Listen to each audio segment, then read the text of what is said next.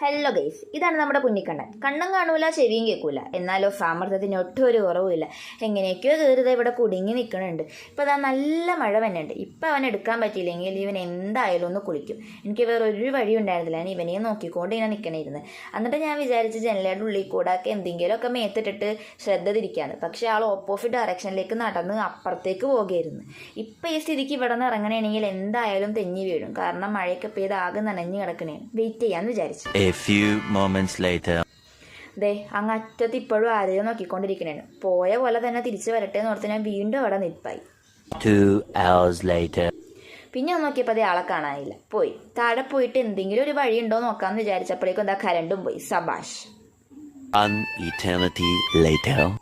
ഞാൻ ആദ്യം വന്ന് നോക്കിയപ്പോൾ ആളെ കണ്ടില്ല. പിന്നെ നോക്കിയപ്പോൾ അതാ താഴെ ഇങ്ങനെ നിൽക്കുന്നു. ഞാനിങ്ങനെ എടുത്തിട്ട് എൻ്റെ ഒരു സമാധാനത്തിന് വേണ്ടി 2 ചീത്ത പറഞ്ഞു. കാര്യമില്ലെന്നറിയാം, എന്നാൽ എനിക്കൊരാശ്വാസമായി.